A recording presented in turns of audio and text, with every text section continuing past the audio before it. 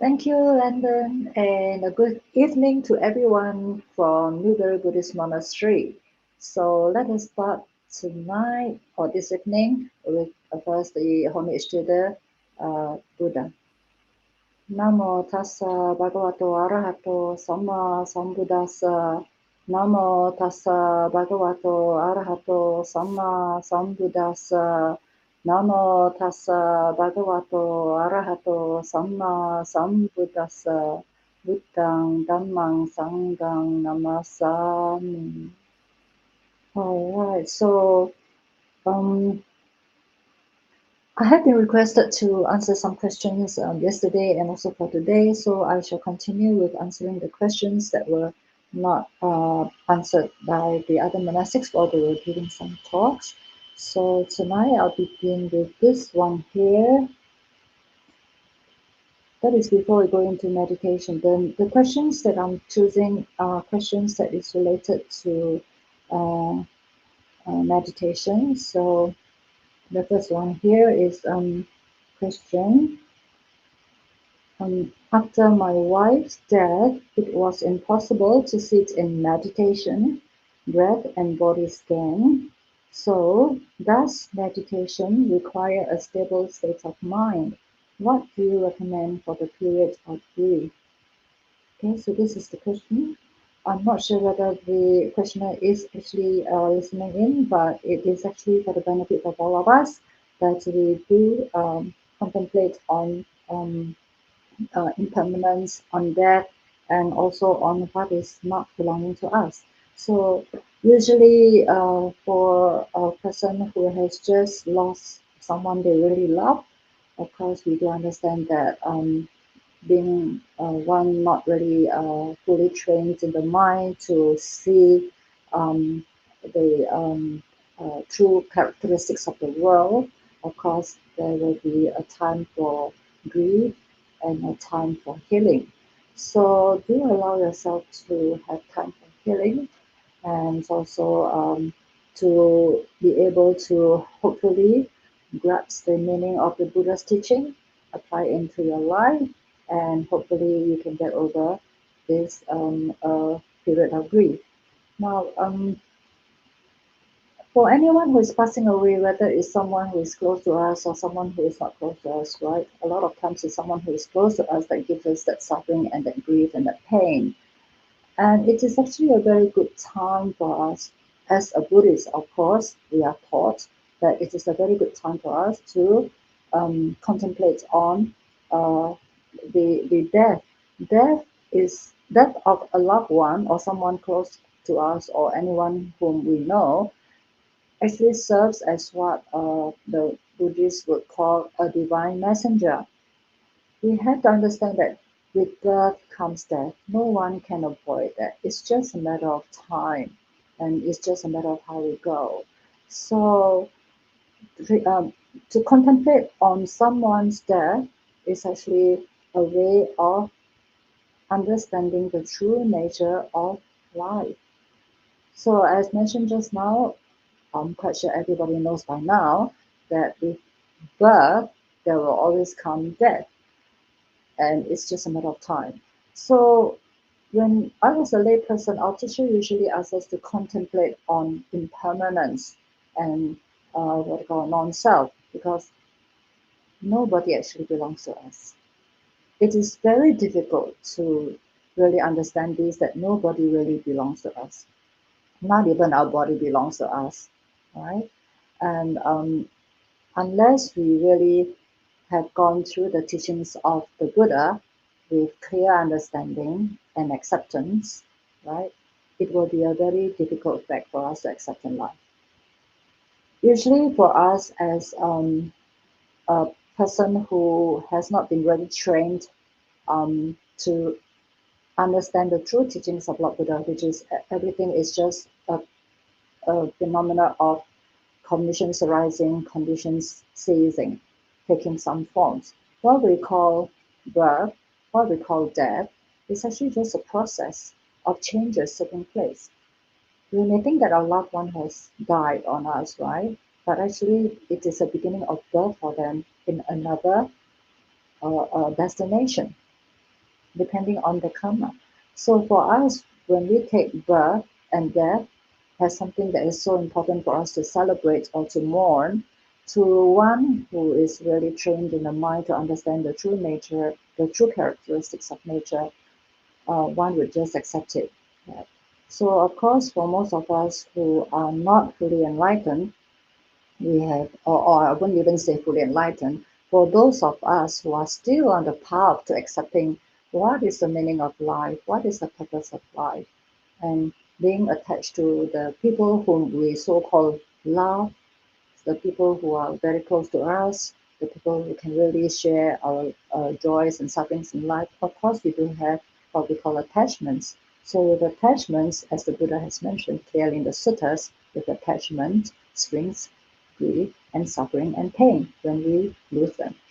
Okay, so it is a very good time actually for us to really look at the nature of life resulting in death.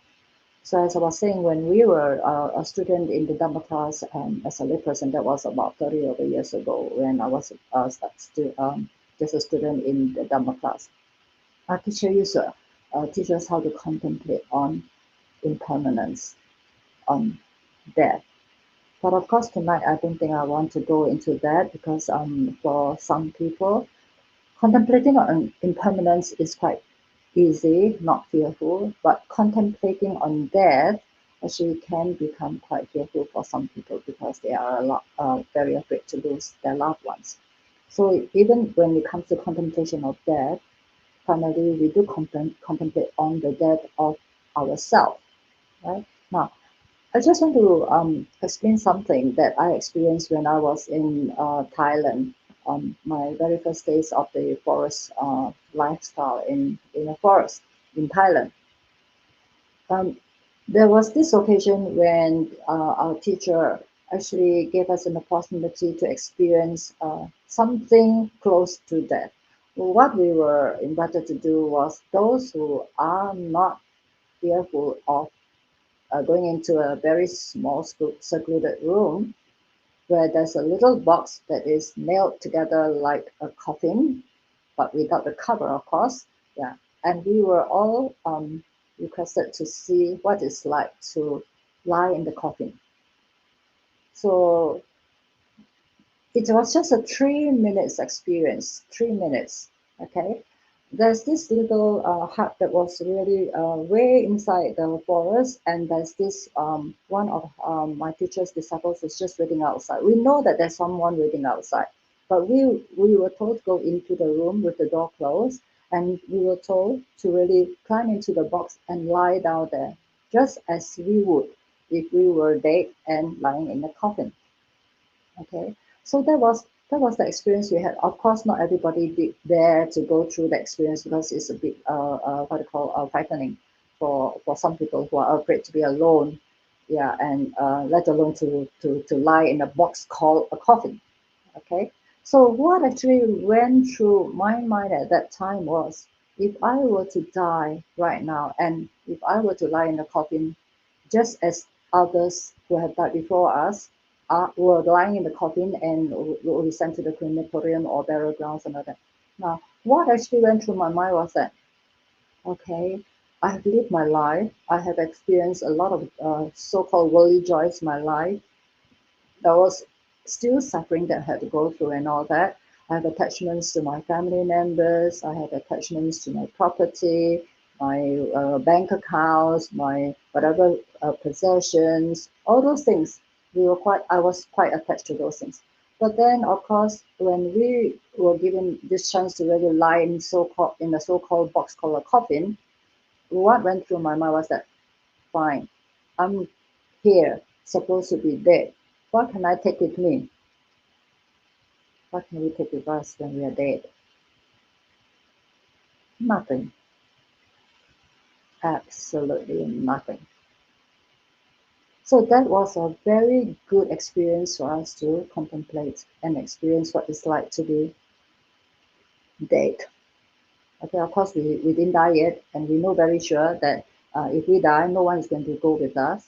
Although we know outside there's somebody there trying to give us that courage to go in to the room and lying into the coffin all alone. But what if I was really dead, right?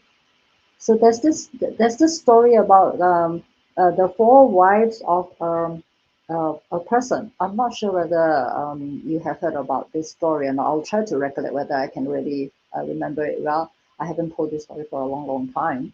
Yeah. So there's this story about a man who's supposed to have four wives, and when he was about to die, right? He was about to die. He was actually hoping that one of the wives would really accompany him.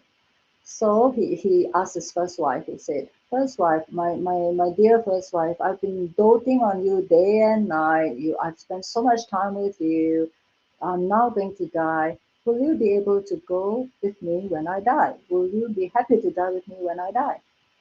So the first wife said, "Of course I love you a lot, darling. Of course you have doted on me. You have done so much for me every day, every night, every morning. Yeah, throughout the day, most of the time, you have done a lot for me, taking good care of me. But so sorry, if you are going to die, I don't think I would go with you. It's not possible for me to die with you."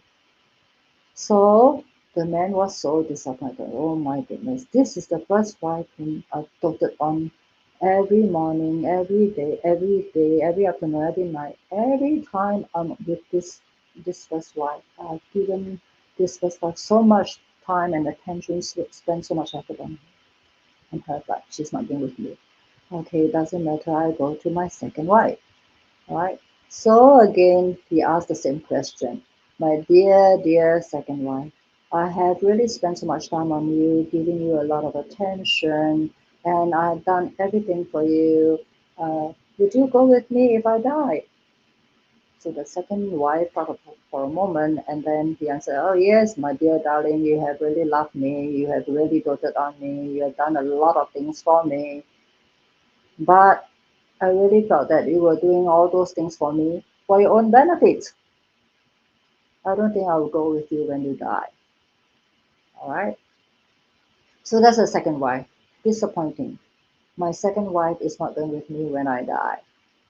Now, my third wife, right? Again, I have also spent a lot of time and effort and money taking care of my third wife, everything that I can do for them to make them happy, giving them everything that they ask for. Yeah. So he asked the third wife, "My dear third wife, I've done so much for you, love you so much, hoping that you can be well and happy. But now that I'm going to die, are you willing to die with me?" The third wife actually thought for a while and said, "My dear, dear husband, I know you've done so much for me. I'm really grateful. But when you die, I probably will just walk a little distance with you. I don't think I will be ready to go with you." So that's the third wife. Disappointing. Three wives refused to go with him. Now my fourth wife. I have rarely paid attention to my fourth wife. I don't think she's happy to go with me. Never mind. I'll give it a go anyway. No harm trying. So he asked the fourth wife. "My dear fourth wife, I know I've been neglecting you. I haven't paid much attention to you. But now that I'm leaving this world, I'm going to die. I really hope that one of you can go with me. The other three wives have already turned me down. What about you? Are you ready to go with me?" To his surprise, the fourth wife said, "Of course, my dear darling, you don't even have to ask. When you die, I will always be there with you." Okay. So of course the husband was very, very surprised. But then, of course, this is just a simile of what is happening to us in this world. Okay, whether it's women with four husbands or a man with four wives, right?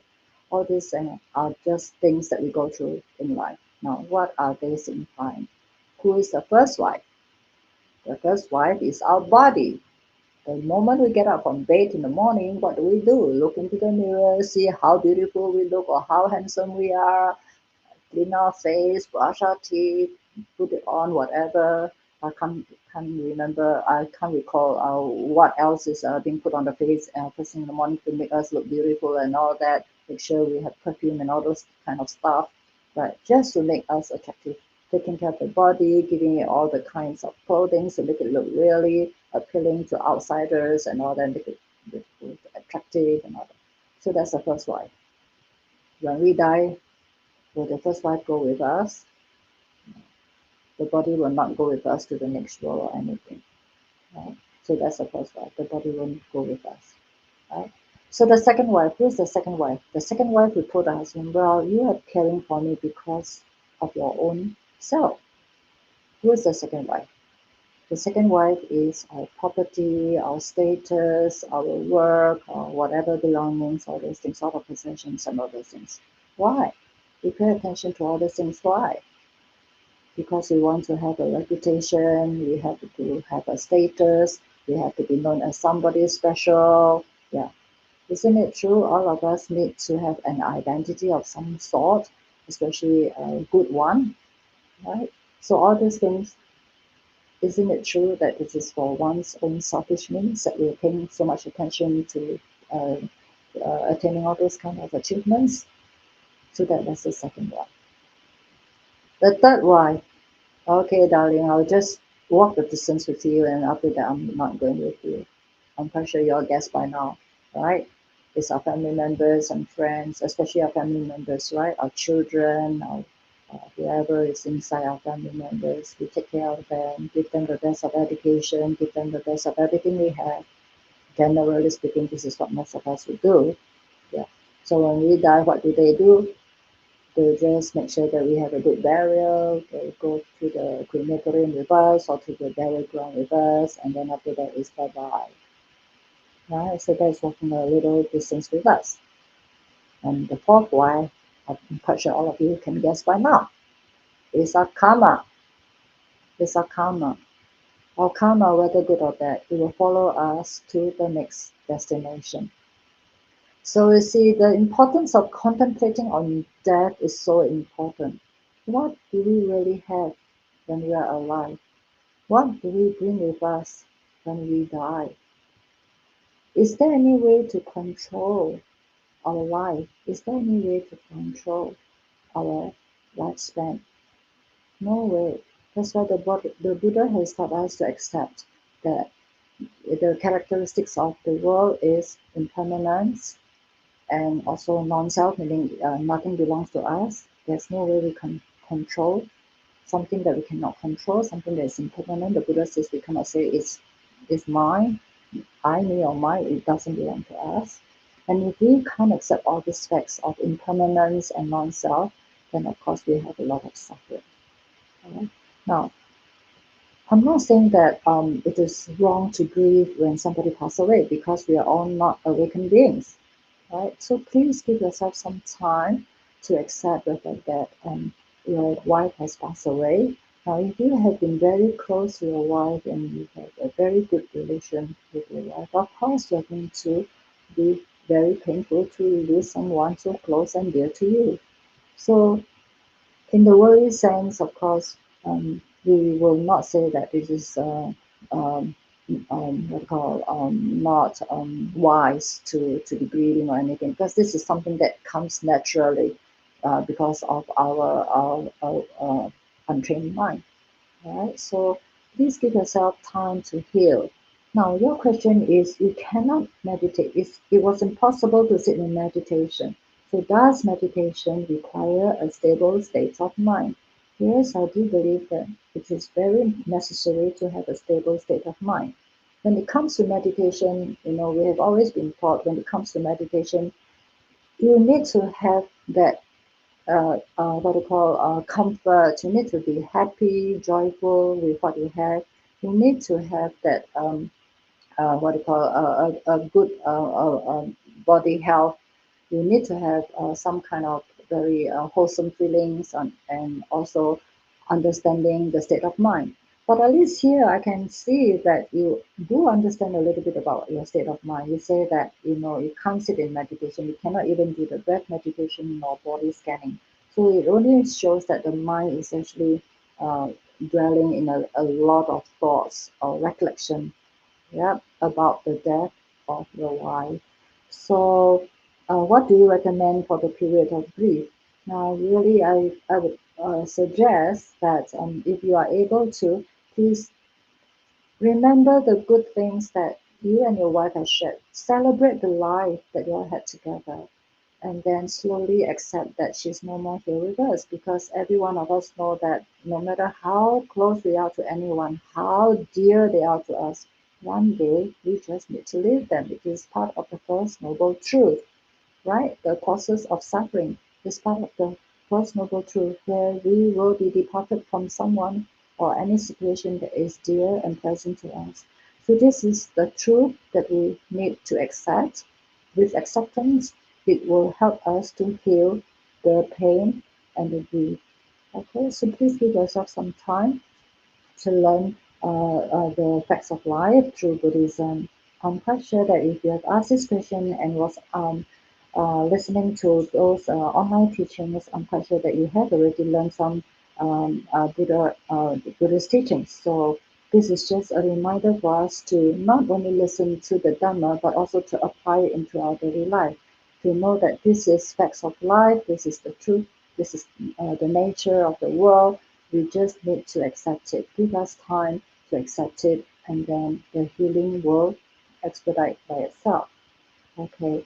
Now, as I say, the death, sickness and death, right? Sickness, old age, and death are all considered as divine messengers for us to contemplate, and it will help us to accept that whatever happens to another person, right? It may happen to me too. So yes, do contemplate on impermanence, do contemplate on non-self, do contemplate on death as a divine messenger, okay, and also to be accepting and letting go eventually. All right. So the period of grief, yes, please think of the good things that you have spent together, and this is the time for us to accept and to slowly let go, and at the same time also learn to live with good memories. I'm talking with the assumption that you are grieving because you really miss your wife a lot, and that her death has caused you a lot of pain. And I'm hoping that while you are in your grieving period, you can actually think of the good things you have spent together, celebrating the good life that you all had together, and then starting to accept the fact that you now need to live without her presence, without her physical presence, but with her good memories in your mind. I hope it helps. Okay, so this is what do you call the meditation, what do you call having a what do you call a stable state of mind to go into meditation. Right? So even if you want to try to meditate again, I really think that you will be able to if you can actually try to remember that whatever has happened, we can learn how to let go. Because when it comes to meditation, if we want to go into a good meditation, it's a matter of letting go, right? Awakening eventually is a matter of letting go. It's just how much are we able to let go. Slowly, slowly we let go, right? So I hope that the answer tonight gives you some kind of consolation, and also give you some kind of encouragement that um, it will be possible to sit in meditation if you can really accept the Buddha's teaching, at the same time accept that your wife has left you, but may have gone to a very good destination. Who knows?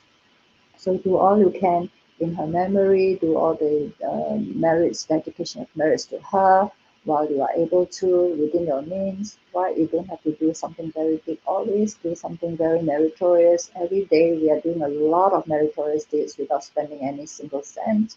All these meritorious deeds can be dedicated to her in loving memory of her, and wishing her, encouraging her to be born in a good destination where, I mean, as a Buddhist nun, of course, we hope that everyone can be reborn in a destination where you can meet with the Buddha and his teachings and the holy, noble disciples, so that we can actually understand more about the meaning and purpose of life, which will end in us practicing to the extent where we ourselves can become enlightened, or what I would prefer to call awakened to the true nature of life, and to stop the suffering of coming back again to be reborn. Okay, now this one question is now taking me up to 1957. I think I'll just take another question. Can you please say what means the wisdom of arising, passing, present in the Dhamma follower? How does one stop feeling hurt about one's childhood? Okay, I think this question is almost similar to this one. I was feeling lost and stressed, and then I remembered that it is important to reflect on wisdom, and it helped a lot. Is that a good way to practice? The Buddha also said of nirvana that there is no nirvana. Does the Buddha mean that all aspects of duality dissolve into oneness? Okay, this is a very good question, actually, the second part, especially about whether there's nirvana or no nirvana. Okay, I will answer this nirvana thing briefly first, because it's something that needs a lot of explanation for one to really understand the meaning. I'll try my best. I hope I have the meaning correct as far as my understanding goes. Now, the Buddha also said of nirvana that there's no nirvana. Now, most of the time, whatever we are labeling, whatever names we say of any state of mind, all those things are just labels and names. All right. Now, nirvana here, I suppose you mean awakening. Now, what is awakening? We have to really go back into what is the nature of our existence. All right. What is the true nature of our existence? Why are we here? And how are we going into nirvana? Is that another state somewhere else? Or is nirvana here and now with us? Okay, now from my understanding of the Buddha's teaching, nirvana, or what we call awakening, is really awakening to what? Awakening to the stillness of the pure nature, the pure quality of nature. We are all part of nature, right? This is something very, I would say, something quite difficult to explain. It is not easy to just explain in a few lines, because it's just by mentioning that we're all just part of nature. A lot of people will be asking, like sometimes I will ask Ajahn Brahm, what do you mean by we are part of nature? So that was before I actually listened to more explanation from our teachers. What do you mean we're all part of nature, right? So we are just part of processes of Mother Nature. So what do you mean by that? Then what is nirvana? Is it a place that we go to, or is it just a snap of the finger and we are awakened to the true nature of what our existence is all about? Okay, so this nirvana thing, you are right in saying that all aspects of duality will dissolve into oneness. Yes, when there's no duality, when you just see things as they are, changes arising, changes, what we call causes coming together, causes and condition arising, which form something to happen, causes and conditions ceasing, which actually give rise to another change for it to form. So all these flux of changes and all those things are something that we have to deal with and not give labels to them. It's just fluxes of changes throughout our process of life. Okay, so all these things called nirvana and duality, all those things is just a labeling of changes that takes place, or of impressions in our mental self that takes place. But there's nothing there for us to cling on. Why are we here born again and again and again in this world? It's because we cling on to those impressions in our consciousness, thinking that they are real, right? We are just part of nature. We are not real. Now, this is something which again will give rise to a lot of questions in people's mind. What do you mean we are not real? When I hit you, don't you feel pain? When I scold you, don't you feel angry or anything like that? Now, that's mainly because of the what we call the five aggregates of clinging. Five aggregates of clinging, because we do not understand that a lot of times all this clinging is very unnecessary. It's all the suffering that we cause to ourselves. If we are able to understand the meaning of we are part of nature, where we actually come from. Again, I don't know whether I should go into that area of explanation where there's a lot of talks about sunyata, emptiness, and all those things. And how did we come about? Okay, so we have to go back all the way to that pure still mind. That pure still mind that meditation is all about. How do we go to that state of the pure, clear, bright, still mind, right? So that is what meditation will lead us to how to say experience that state of stillness that is not shaken by anything. Now, why do we have so much suffering? It's because of our clinging to the form, clinging to the feelings, clinging to our perception, clinging somehow. What is that? Oh, there's a virus threat. Sorry. Yeah. And all this kind of clinging that happens within each of us with our untrained mind. Okay. All this clinging gives us so much suffering. Okay. So this is the reason why nirvana is not another state somewhere else. It's just a moment of realization, and we awaken to the true state of what we are. Okay, this is something that I briefly will explain tonight because first and foremost, I don't think my English is that good to really describe all those states of mind that we go through.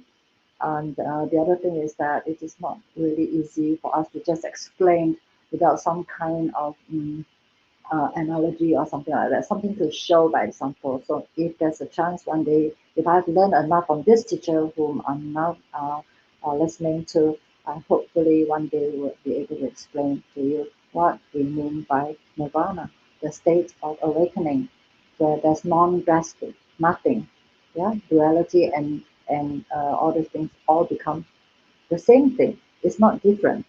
Okay, so our consciousness are like six mirrors, right? We have six consciousness, right? Uh, Relating to our six sense bases. So the six sense bases are something like six mirrors, reflecting how do I say, reflecting like a mirror of what we see here, how to say, see here, nose, tongue, taste, and then body feel, and uh, eye, hear, eye, ear, eye is see, ear is hear, nose is odor, smelling, and then tongue is tasting, and then body is feeling, and then the mind. So these are the six sense bases, which gives rise to six consciousness, which is reflecting like mirrors, six mirrors. Okay, with all these sense context that we have, and because we cling to them. That's why we give ourselves a lot of suffering. All right, or impressions we should take to be true. Now you were saying that now the question was about how you are not able to let go of your past what call it young days, right? What is that question? Ah, I'm not able to stop feeling hurt about one's childhood. Okay, and this one is I'm feeling loss and stress, and I remembered that it's important to reflect on this thing. Now, feeling loss and stress, what is the cause? You have to find out too.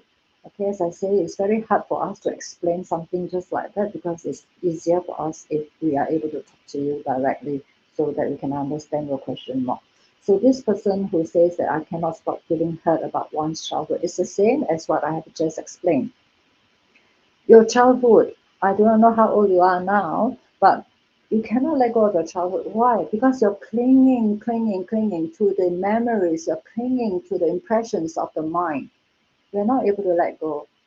Okay? Now, the simile of having a mirror and reflection is something like our mind. Okay, when our consciousness is able to act with our sense bases and feelings and all those things, it reflects onto the consciousness. But that is living in the present moment. The present moment, the contact is there. We feel and we perceive all those things. But once that thing is no more there, all right, the consciousness should be at the present moment will be clear. But what happened to us is that we cling. We cling to the impression that shouldn't be clung to. And this is the reason why we always give ourselves a lot of suffering. The past, especially the past, right? Many people, I think there was another question about how he was scolded by his mother and he couldn't actually get over it, the hurt and the pain.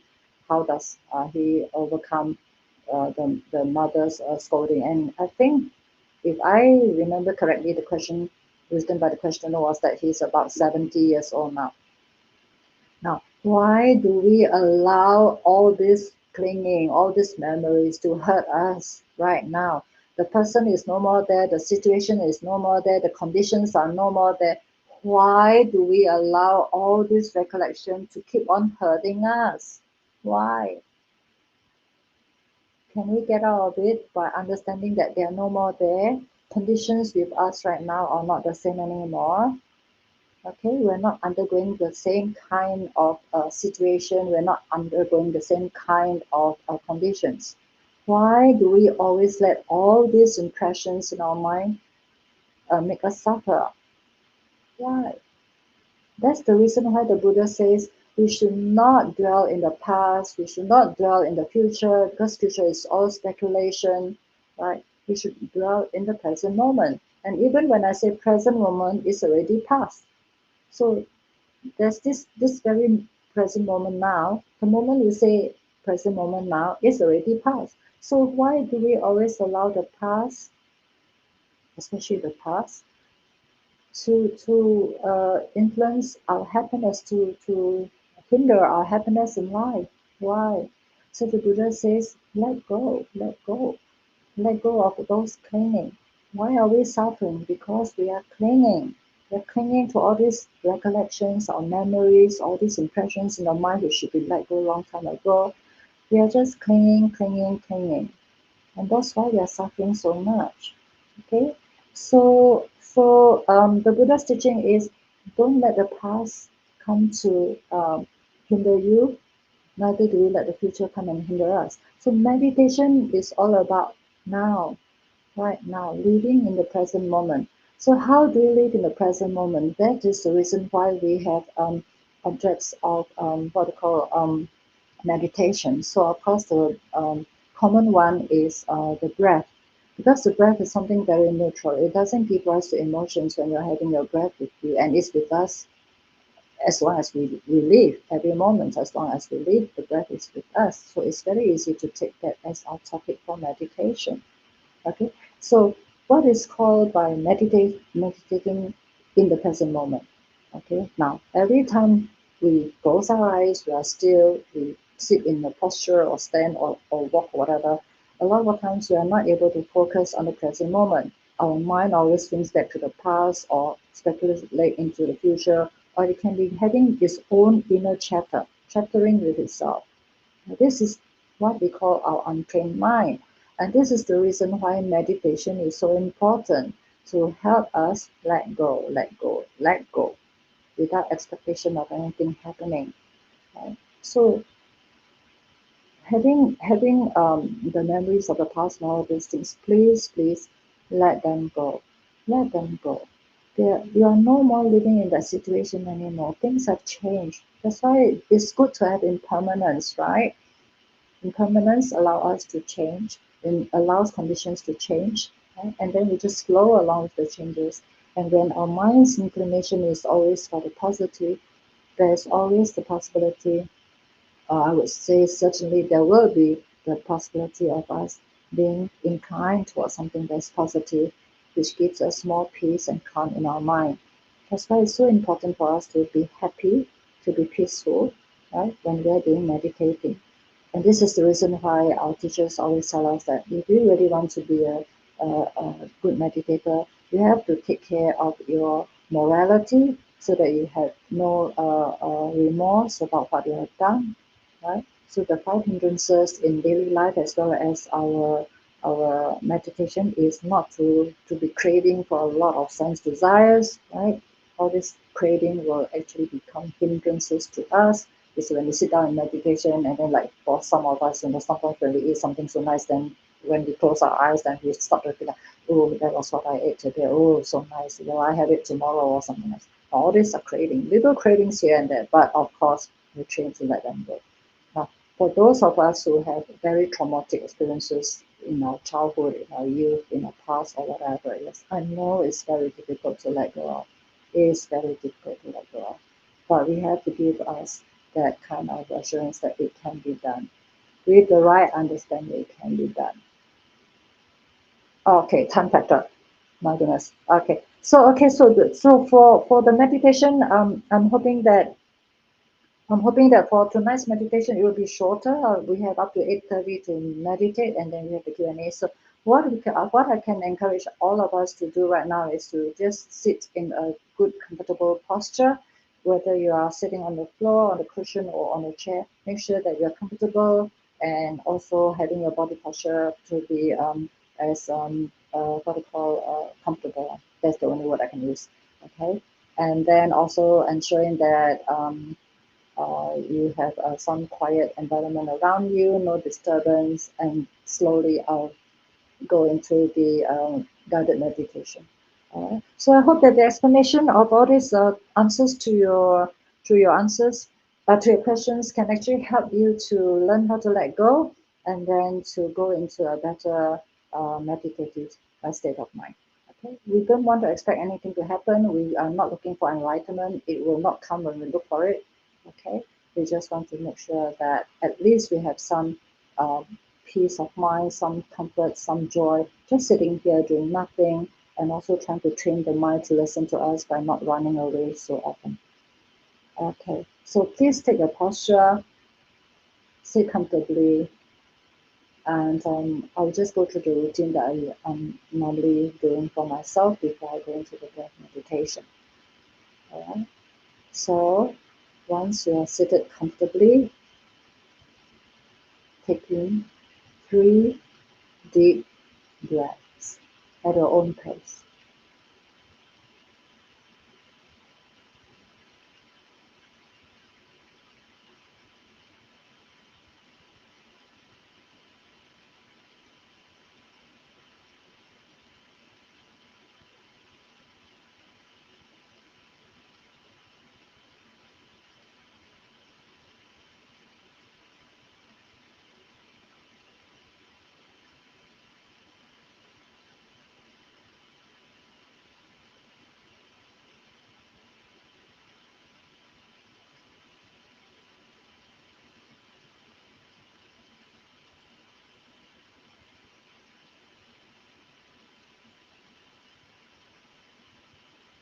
When you finish your 3 deep breaths, you may want to do a body scan. But for me, usually my body scan is not just going from the top of my head and to the bottom of the soul and reverse upwards. Usually what I would do is to scan my body, and if I have any area where there's any injuries or pain for whatever reason, I would like to start with some loving kindness on those areas for all the living cells there, which is supporting the area of injury or discomfort, hoping that those areas can be healed.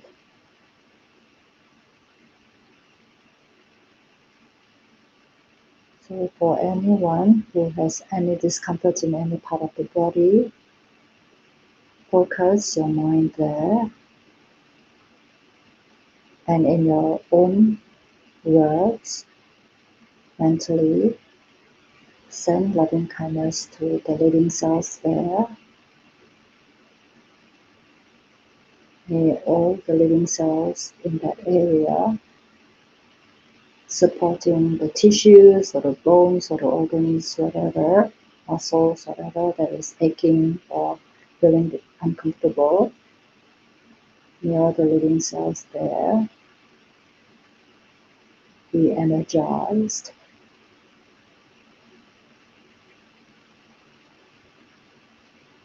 by the energy channels that is running through our body. They're all energy channels be unblocked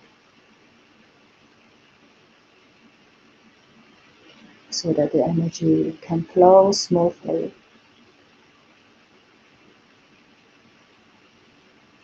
to support the living cells. And may the living cells in those areas that need support also receive the oxygen and blood, warm, higher blood vessels. May all blood vessels, big or small, be unblocked. May they also circulate throughout the body, bringing oxygen to nourish all living cells, to help us in the healing.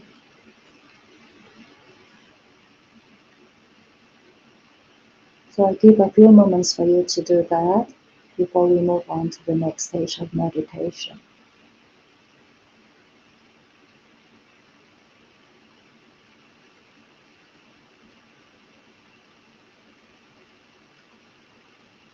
Any part of the body which you feel needs that special metta, give it to the living cells there. Positive energy will help.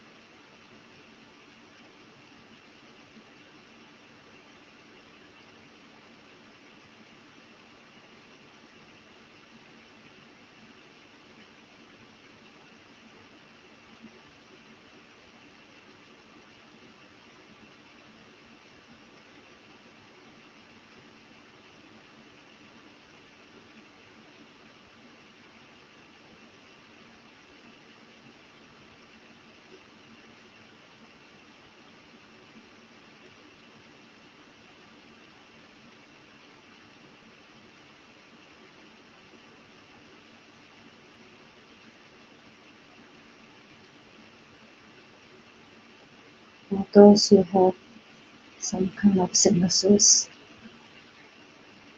you may be able to do that on a daily basis, but for tonight, we just keep it brief. So once we have sent this loving kindness to the body, tonight I will not go into other kind of metta meditation because of time constraints. So we'll try to see how you feel now. Are you feeling more comfortable, more at ease? So that we can go into the breath meditation. Is your mind more collected now? Try to drop off all the things that have happened and focus on the breath. I assume that all of you know that you need to close your eyes so that you do not need to pay attention to at least one sense base. Whatever you hear, whatever you feel, whatever you smell, please try to filter them out by focusing on the in and out breath.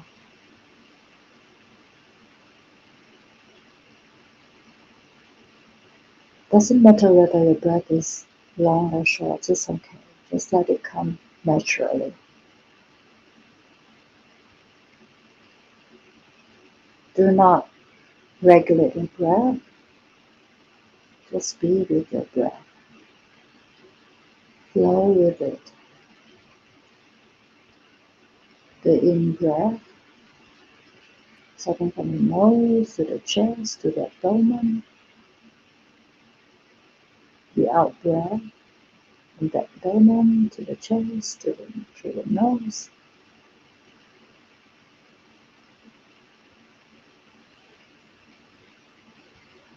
Be with the breath. Do not control the breath.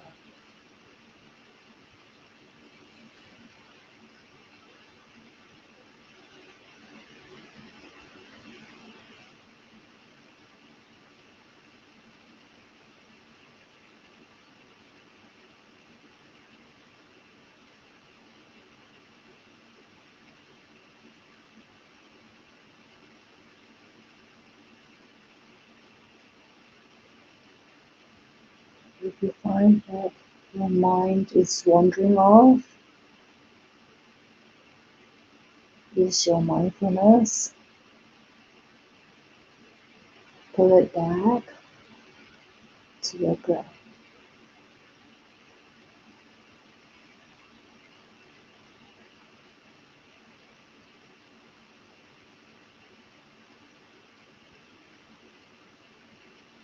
It's very normal for the untrained mind to have lots of thoughts coming in, thoughts of the past or the future. Use your mindfulness with clear awareness. Drop it, let it go. Come back to your breath again.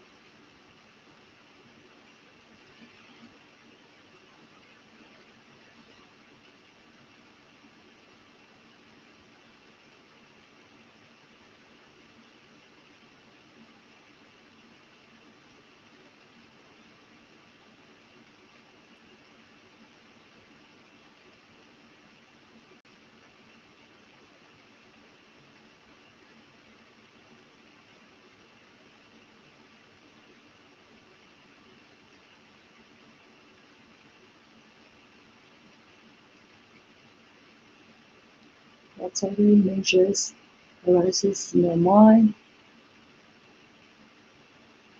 just be aware, let it go. Come back to your breath.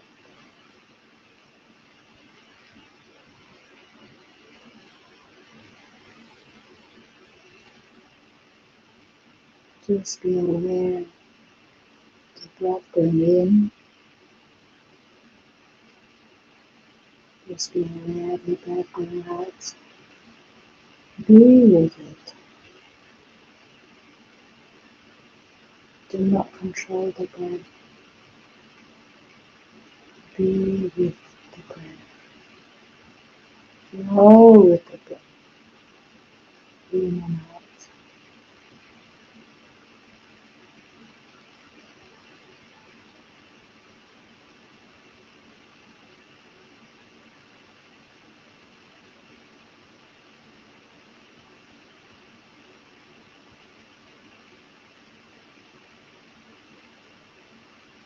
We are used to being taught labeling. I would suggest that you drop the labeling and just be aware of what is arising in your mind. Drop it, let it go. Come back to your breath. Be in the present moment with the in and out breath.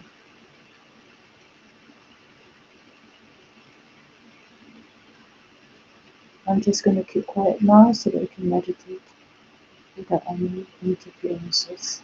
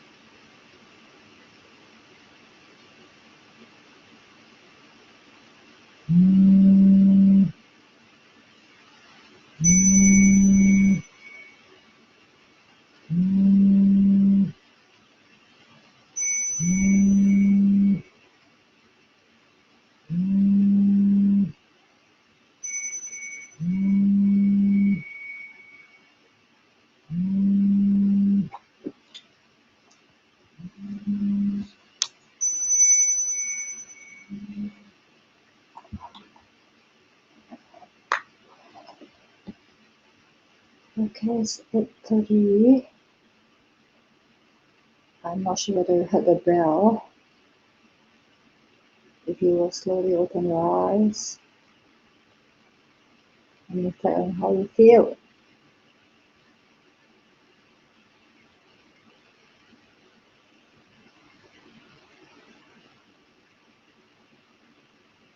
So please practice meditation regularly. It has to be like food for the mind, a daily affair, no matter how busy it is. Sometimes even when we are tired, sitting in meditation can be very, very re-energizing. So if we have the energy for meditation, good meditation, it can really help us to stay focused and be mindful very easily. So I'm not sure whether there's any questions arising. Thank you very much, Ayya. There are no questions at this point, though people may take this opportunity to type in a question if they have one, so we might just wait a moment or two. Is there another question from the list that is about meditation that we could answer in the meantime? Let's see. This one I answered yesterday. My parents do not practice meditation and are not Buddhist. How can I support them? I've already answered that yesterday. Whether our parents are Buddhist or not, whether they practice meditation or not. Yes, we do need to support our parents. Yes, as best as conditions allow us to. We must always try our best to support them.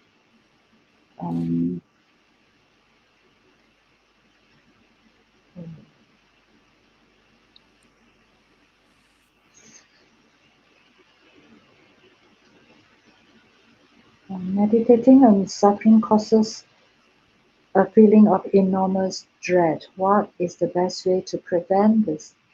Meditating on suffering causes a feeling of enormous dread. I'm not sure which topic you're referring to.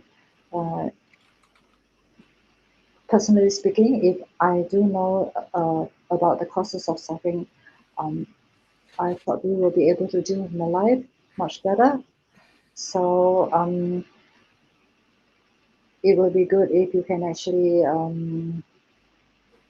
I'm not sure where you're from, but if you can just elaborate on what is that dreadful area that you are experiencing, maybe we can actually help you better. Because understanding the causes of suffering, that is knowing the Four Noble Truths. If you're able to read the Four Noble Truths with right understanding, then we probably can really deal with life much better and cope with all the adversities of life, which all of us have to go through, including us monastics. Even the Buddha had to go through a lot of challenges in life, right? So please, if you are listening in, perhaps you can write in another question to focus more on what is the experience that you are feeling dreadful of. Then it is better for us to easier for us to give you an answer. Hopefully we can give you an answer. Okay? So question here, well, this one has been answered, I think. So